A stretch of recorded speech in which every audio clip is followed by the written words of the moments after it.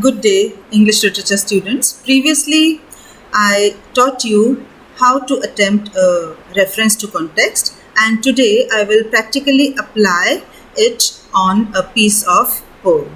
So, today we will do reference to context of poetry. So, the slide which is showing you one stanza from a particular poem. I will read it out to you. Oh, sir, she smiled, no doubt, whenever I passed her. But who passed without much the same smile? This grew. I gave commands, then all smiles stopped together.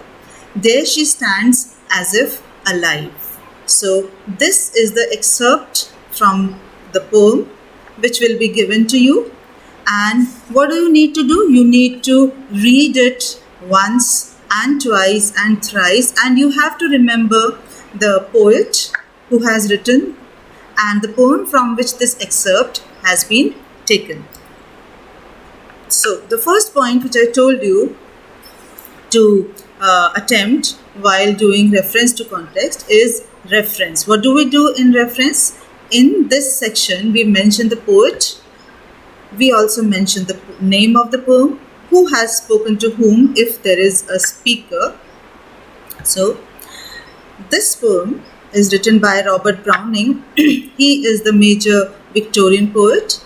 He was also known for his intellectual vigor and psychological studies of human nature. Some of his popular works are Pauline, dramatic lyrics, dramatic romances, men and women. Some of the major characteristics of his poems are optimism and obscurity. Optimism means positivity, and obscurity means his poems are obscure. Sometimes their meaning is not clear. It is said about one of his poems, Sordello, that when once Mrs. Carlyle read this poem, Sordello, she came to Mr. Browning and she asked Mr. Browning, I have read this poem, Sordello, by you, but I fail to understand whether Sordello is a book or a person or a thing. So Robert Browning told her that when I wrote this poem, two people knew about it, God and myself. Now only one God knows. So this is a joke about Robert Browning's obscurity. And to continue with our reference to context, dramatic monologue is his favorite genre of poetry. So in this section of reference, I have covered the name of the poet, the age to which he belonged, his major poetical qualities, some of his major works. Then to continue, the poem My Last Duchess is one of the popular poems by Robert Browning, written in a form of a dramatic monologue. It was first published in his collection of poems named Dramatic Lyrics in 1842. The poem is based on the greed and possessiveness of the Italian Duke of the Renaissance period and the consequent murder of the Duchess. So you must have noticed that in this sub-point, I have covered the name of the poem and the collection from which it is taken. I have mentioned it later on that it is taken from the collection Dramatic Lyrics. And when was it published? And the very basic theme of the poem. Then comes the context. Context means that what was going on, what was the atmosphere, what was the emotional and physical atmosphere when these lines were spoken. So, the speaker is the Italian Duke of Renaissance period. The listener is a messenger who has come with a second marriage proposal for the Duke. The Duke is showing the smiling picture of his Duchess painted on the wall. He expresses his haughtiness by saying that he did not stoop to lessen his last Duchess. So this was the context going on before these lines were spoken. Then comes the main body of the reference to context, that is explanation. And remember that you have to explain only those lines which are given to you. You don't have to explain in detail the previous lines or the whole poem or the lines that go after that. So the Duke expresses his whimsical nature by saying that the Duchess used to give him a smile whenever he met her, but he also complains that everyone received the same smile from her. He says that when this did not stop, this means her smiling on everyone. When this did not stop, he gave orders to kill her. Now she is no more, and her lifelike portrait, her painting, presents her as if she were alive. So this is the explanation of the given lines. Then the very important part of reference to context is critical comments. Now remember that what is the difference between reference to context and a critical appreciation? Critical appreciation is attempted for the whole poem, but reference to context, we have to explain just the given lines, 4 lines or 6 lines or maybe 8 lines. But it is a miniature form of literary appreciation, critical appreciation. So in a very small scale, in a miniature scale, we have to include the major points of critical appreciation. So critical comment is very important in reference to context also. So here we will write about the language, about the style of the poem. So the language of the speaker is filled with rhetoric marked by a question mark. There is a momentary suspicion in the minds of the readers with the line, "I gave commands." Then in the next line, the mystery is solved and we come to know that she has been murdered. Then all smiles stopped together. These are suggestive of his cruel, whimsical and suspicious nature. His utterance, "Oh sir," is dramatic and suggestive of his manipulative nature. The punctuation marks like question marks, semicolon, colon make the monologue more and more dramatic. It is a part of a monologue with no regular rhyme scheme. We can clearly feel the presence of the silent listener. The language is simple, direct and effective. Now, if you have noticed that I have covered the thematic aspects in the critical comment and the stylistic aspect also. Now, I have also commented on the type of poem, that it is a dramatic monologue.